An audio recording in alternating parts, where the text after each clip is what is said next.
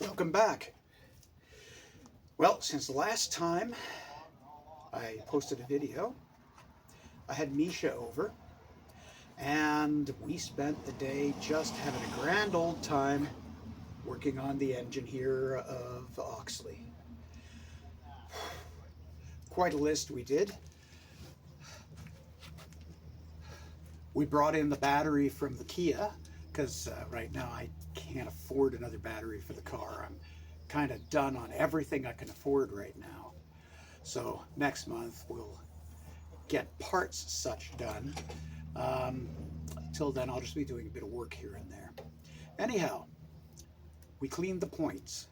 We checked the condenser. I'm not 100% sure about that. Oh, what have you found, Indy? Thank you very much.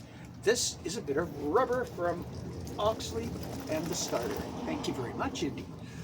Little fella's down here.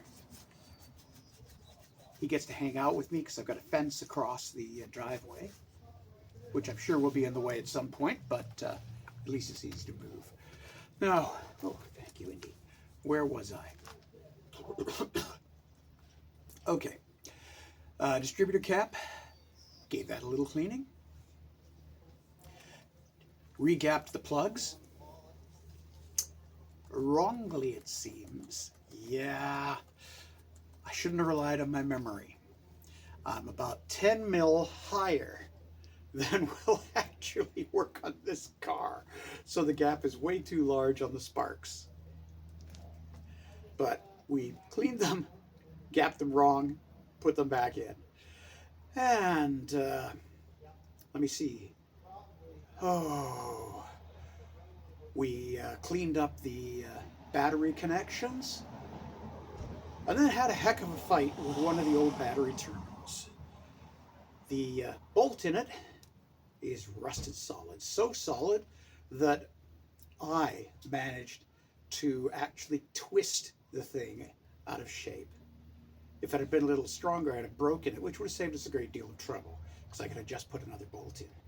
But I guess I'll deal with that later. But we turned the engine over, and I can't believe it. The old starter fired up. The engine spun at really, really good speed. Absolutely nothing impeding it. Oh, I had changed the oil and filter as well, so that'll have helped. Just trying to find a filter for this old thing was a story unto itself. It has a metal canister in which a filter element goes. You can get a $50 US adapter to use a modern, just twist-on filter. And I think I'll be doing that because it's about the price that I had to pay to actually just get a filter element. So the first time you've done it, you've paid for the modification. And that is going to happen when I have to change the oil again, which will be fairly shortly. After we've got it running, I probably want to put more than a couple of hours into it before I change the oil out, because it will have cleaned an awful lot of crap out of this engine. Assuming I just don't blow the engine like some people have predicted. But I'm going to look at the good side, the optimistic side for a change. I'm usually the pessimist, but I'm feeling really good about Oxley here. So, the engine turned.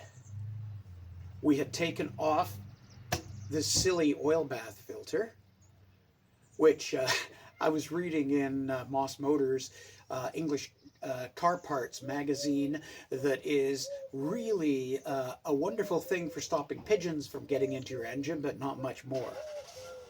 I like that phrase, stopping pigeons from getting into your engine. That's kind of cool. But fired in some starter fluid, and it kicked out the starter. It fired, which is really surprising given we screwed up the plugs. And several times it fired, then it stopped. We did some checking, and we can't find that it's firing a spark at all. I think the coil just gave its last. So I'm going to do some more testing, and then I'll look into that, see about replacing it, then we'll try again. This time I'm going to drip gasoline by gravity into here. I've seen several people do it from a pop bottle and a bit of a fish tank hose. So we'll give that a shot. I did disconnect the old fuel pump because it was trying to fire up. After I applied the standard English technique for an old car of giving it a thump. Believe it or not, that is a recommended technique for dealing with mechanical pieces on old English cars. And it does work. It fired up. But there was a wire that was covered in electrical tape and had a bulge in it. This worried both of us. So I took it apart, and there was a small nut and bolt holding the pieces of wire together badly. The resistance was really high, and they were getting quite hot. So that's disconnected, and it's going to stay that way for now. We've still got far too many things to do before I really want to worry about whether the fuel lines are intact, whether they're full of crap, where I'm going to put a fuel filter into it, because boy, there's one going in. I'm not going to trust anything in this car. And the tanks of Swiss cheese. Previous owner tried to repair that with a kit for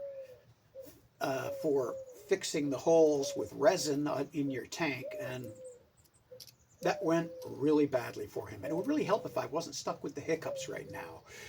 So it's a mess. I'm not sure what I'm going to do. It's probably going to have to be opened up. I'm going to have to get somebody who knows what they're doing to weld a new piece of metal into the bottom and create a new bottom.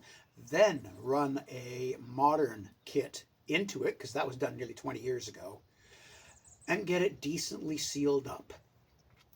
I think a good welder can just sort it out anyway, but hey, why take a chance on it getting rusty inside again when all you have to do is run a resin kit inside it and stop it? So we'll do that. So his heart is turning over.